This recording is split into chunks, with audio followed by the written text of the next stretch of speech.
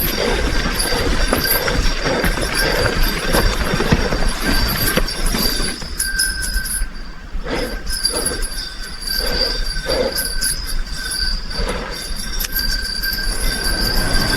first thing you hear is the bell.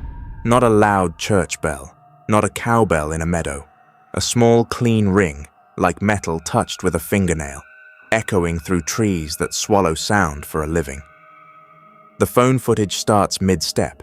A flashlight beam bobs over wet roots. Ferns shine like they've been varnished.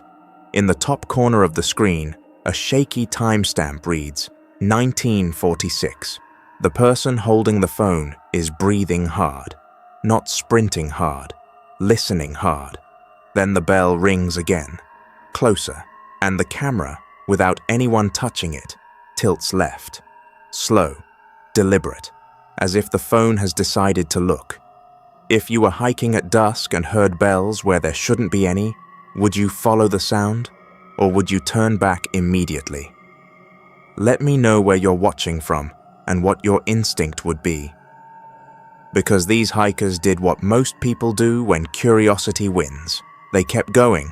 Now the reason anyone ever saw this footage is because the phone was found. 2 days after 3 hikers vanished in Germany's Black Forest, a search team sweeping a drainage ditch near a trailhead spotted something half buried in leaves. A smartphone, mud in the charging port, cracked corner, still powered on. The battery was at 38%, and the last saved video was already open.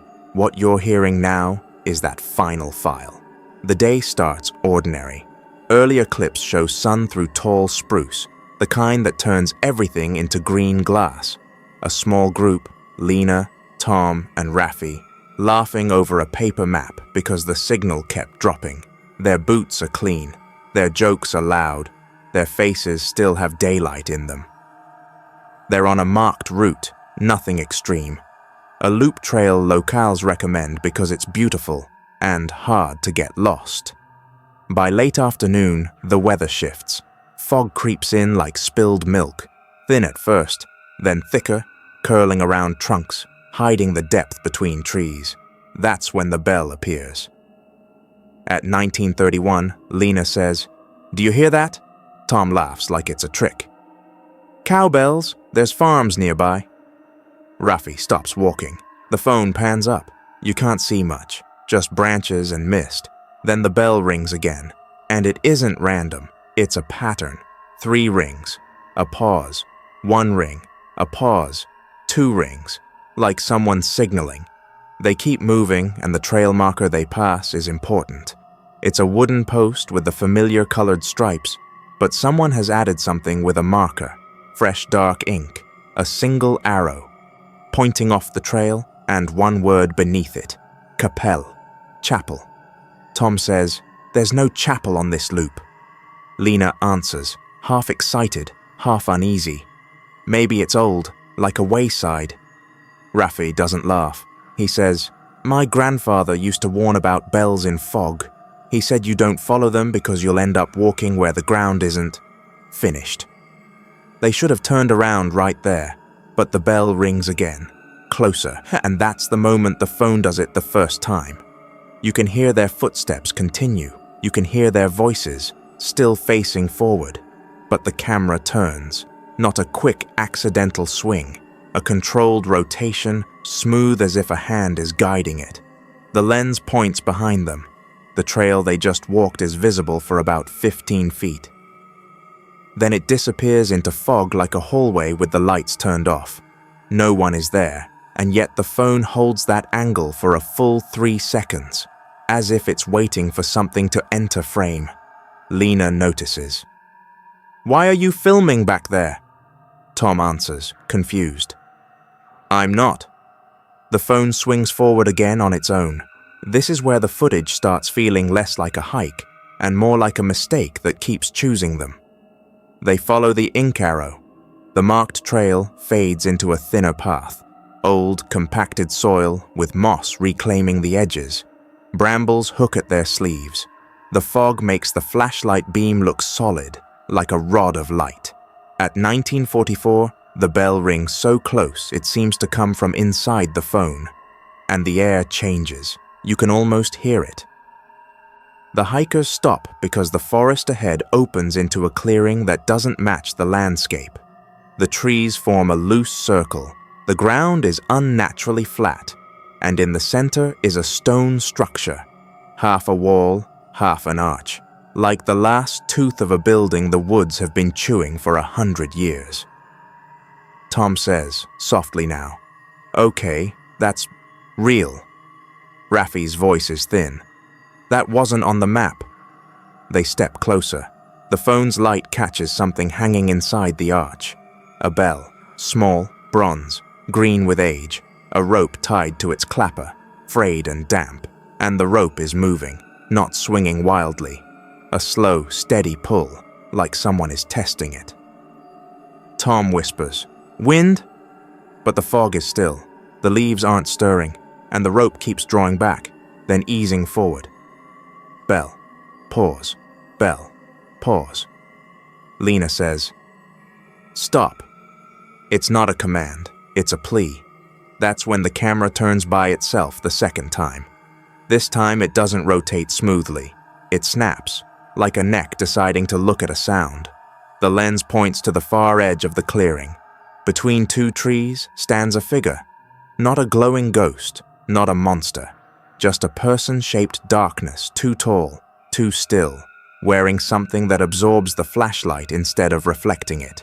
No face, no movement, but it's there, and the phone holds focus as if the software recognizes it. You hear Raffi inhale sharply. He says one word, "No." The figure doesn't step forward. It doesn't need to. The bell rings again, louder now, and the hikers move, backing up, stumbling, trying not to fall, trying not to admit the simplest truth. They aren't alone. Tom's voice rises. "We're leaving. We're leaving right now." The flashlight beam shakes. The phone catches fragments, stone, rope, wet grass. Then it catches Lena's face. Her eyes are wide, her lips are pale. "Tom," she says, "the path." He turns. The phone turns with him, and the entrance they came through is gone. Not hidden, not hard to see, gone. In its place is a wall of trees and fog, continuous and seamless, like someone erased a doorway and painted over it. Tom says, "That's not possible." But his voice is already breaking. Raffi is whispering something in a language the microphone doesn't catch cleanly. Prayer, maybe, or counting. The phone jerks upward. For a moment, all you see is the canopy, black needles against lighter fog. Then the bell rings again, right beside the microphone, not from the arch, not from the clearing, beside the phone. The camera turns by itself a third time, slow, careful, as if whoever is holding it now doesn't want to scare them too quickly.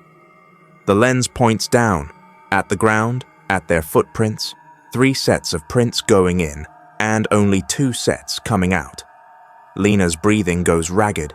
She says, "Raffi?" No answer. Tom spins, calling his name. The phone captures fog rolling between trees. Nothing else. Then, faintly, you hear a sound that isn't a bell. A second, smaller chime. Like a pendant striking something hard. And a human voice, very close, very soft, speaks once. Not in German, not clearly, but a name cuts through like a blade. "Lena." Her shoulders tense so hard you can see it, because none of them had said her name in the last minute, and the voice doesn't sound like Tom. The footage lurches, running now. Branches slap the lens. The flashlight beam skitters over trunks like a panicked animal. The bell rings faster, not guiding, counting. Then the phone slips. You hear it hit the ground. The screen tilts sideways into wet leaves.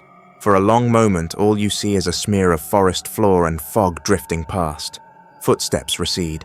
1 set, not 3. Then silence. Not peaceful. Pressed. Held.